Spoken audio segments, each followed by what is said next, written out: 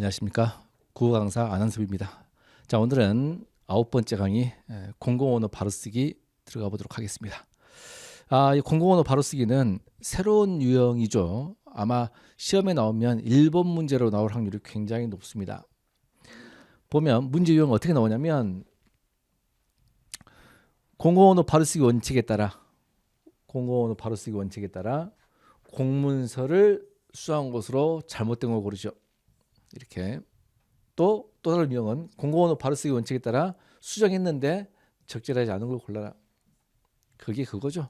자, 그러면 이 문제 푸는 핵심은 공공언어 바로쓰기 원칙이 어떤 것인지, 어떻게 바꾸는 건지 이걸 아는 게 중요하죠.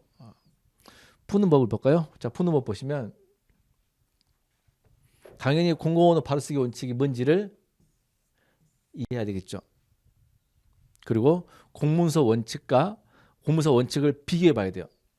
제시되는 원칙과 선지를 비교해 가지고 맞는 거 틀린 거 찾으면 되겠습니다. 실제로 공공언어 바로쓰기 원칙이 뭐뭐 있는지 세부 원칙을 먼저 배워보도록 하겠습니다.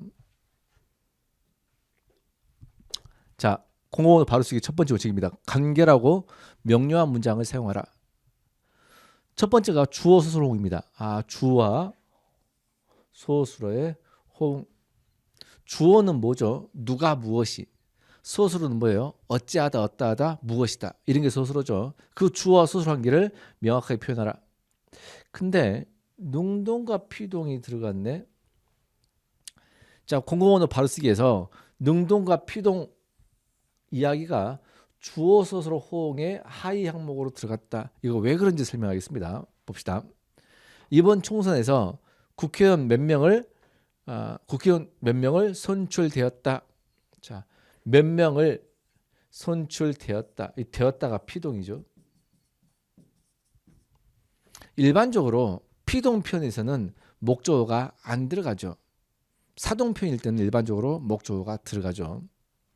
그러면 몇 명을 선출하다가 맞지 몇 명을 선출되다는 안 맞죠. 그래서 몇 명을 누구를 선출하다 이거나 몇 명이 선출되다 이렇게 해야 되겠죠.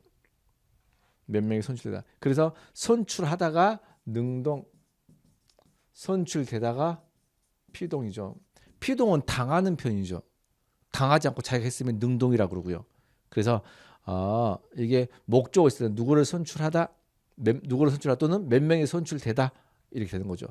근데 이게 왜 주어 소수로 호응이 하위 항목으로 들어가냐라는 건데 보시면 몇 명이가 주어가 되죠. 몇 명이 선출하다 말이 안 되죠. 몇 명이 선출되었다. 주어하고 소수로 관계가 안 맞는 것도 되구나. 그러니까 목적어 소수로가 안 맞는 거잖아요. 그죠? 그래서 여기서는 주어가 생각되죠. 누가 이번 총선에서 국회의원 몇 명을 선출했다죠. 그러니까 되다가 잘못된 게 뭐야? 주어 소수로가 안 맞기 때문이죠. 당연히 목적어 때문에 그렇고요. 그래서 능동과 피동이 안 맞는 것도 주어 소수로 하위 항목에 들어가구나. 그걸 아시기 바랍니다. 그 다음 두 번째, 여러 뜻으로 해석되는 문장 상가라. 자, 하나의 뜻으로 해석되는 문장, 여러 뜻으로 해석된다. 이게 뭐죠? 중의적인 문장이죠. 중의적인 문장을 쓰지 말라. 자, 볼까요? 시장은 건설 관계자들과 A와 시민들의 안전 B에 관하여 논의한 겁니다. 자, 시장은 A와 B에 관하여 논의했다. 이 말은 시장은 A와 B가 논의했다. 이 말은 중의적입니다. 왜 중의적이냐면 A에 대해서도 논의하고 B에 대해서도 논의했다 뜻이 되거든요. 다시, 시장은 A와 B에 관해 논의했다 하면 시장은 A에 관해서도 논의하고 시장은 B에 관해서 논의했다. 이런 뜻도 되고, 또는 시장은 건설 관계자들과 함께 누구를 만나서 뭐에 관해서 논의하다. 이런 것도 되죠. 그래서 고치는 표현은 시장은 건설 관계자를 만나서 요거에 대해서만 논의한 거죠. 이렇게 고치면 되겠네요. 그 다음 명료한 수식어구 사용. 수시어가 무엇을 수식하는지 분명히 알 수 있는 표현을 사용하라. 자, 볼까요? 5kg 상당의 관용격주사죠. 관용격주사입니다.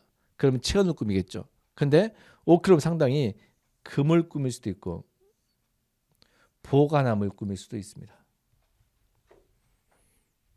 그렇죠? 그러니까 5kg 상당히 금만 꾸민 건지 보관함을 꾸민 건지를 알 수가 없다. 자, 이런 경우 어떻게 고쳤어요? 금 5kg 상당을 담은, 그러면 금이 5kg인 거죠.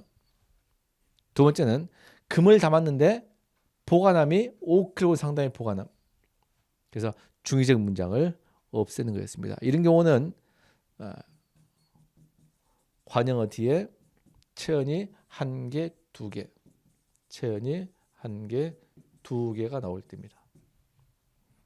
이러면 관형어가 앞에 체언을 꾸미기도 하고 뒤에 체언을 꾸미기 위해서 보다 중의적이다, 이런 뜻이 되겠습니다. 자, 그 다음 조사 의미 생략 시 어법을 고해라. 조사 의미 하다를 지나치게 생략하지 말라. 볼까요? 정부는 노인복지종합계획을 수립 올 하반기부터 시행하기로 했다. 자, 이것부터가 보면 조사나 의미 하다를 지나치게 생략하다 보니까 고침표 볼까요? 정부는 노인복지종합계획 수립하여 시행하기로 했다. 그러니까 너무나 빼다 보니까 어떤 일이 발생하냐면 할 말을 못한 건 느낌이 들죠. 공문서에서. 그래서 지나치게 의미나 조사를 생략하지 말라. 그럼 이거 볼까요? 정부는 노인복지종합계획 수립하여, 이것도 볼까요? 수립하여 올 하반기부터 시행하기로 했다. 예, 뭐를 시행한지가 안 나왔죠. 그죠? 일단 여기서는 하다를 집어넣는 것까지는 잘했습니다. 근데 여기서는 뭐를 시행했다가 안 나왔죠. 그죠? 그러면 여기는 뭘까요? 정부는 노인복지계획을 수립하여, 됐죠? 올 하반기부터 시행하기로 뭘 시행했어요? 계획을. 그죠? 자, 다시 조사 의미를 생략할 때 어법을 고려하라. 쓸데없이 조사를 생략하지 말라. 의미, 하다 의미 생략하지, 다자 의미 생략하지 말라, 이런 거죠. 왜냐하면 이 자체가 이렇게 되면 뭐가 되냐면요, 명사가 돼요. 우리 국어에서 지나치게 명사 되는 것을 굉장히 싫어합니다. 그래서 명사 되는 것도 쓰지 말라. 알겠죠?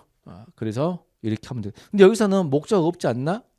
목적어 없는데 목적어가 중복되니까 뺀 거죠. 그래서 노인복지계획을 수립하고 노인복지계획을 시행하기로 했다.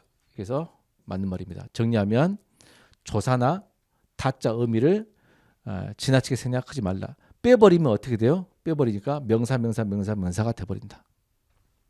그 다음 대등한끼리 접속한다. 고며 뭐뭐하고 뭐뭐하며 엔드죠. 와 가도 엔드 아닌가요? 이렇게 대등한 것 이어졌을 때는 양쪽 구조가 같은 표현을 쓰라. 자, 볼까요? 평화, 수호, 명사로 끝났죠. 인권, 여기까지가 같은 표현인 거죠. 자, 예를 들면 이런 겁니다. 비와 바람. 자, 비와 바람이라는 단어가 있습니다. 명사죠. 그러면 고묘와 과로 이어진 것은 양쪽 구조가 동일합니다. 왜? 명사니까 동일하죠. 비와 바람이 분다. 이 문장이 왜 틀렸냐면 양쪽 구조를 명사로 통일하게 만들었습니다. 근데 왜 잘못됐냐? 바람이 분다는 태죠. 비가 분다가 안 맞죠. 그래서 이거는 틀린 말이다. 그럼 이 표현을 어떻게 고쳐야 될까요? 고쳐볼까요? 비가 내리고 바람이 분다. 이렇게 하면 왜 맞는 표현인가? 자,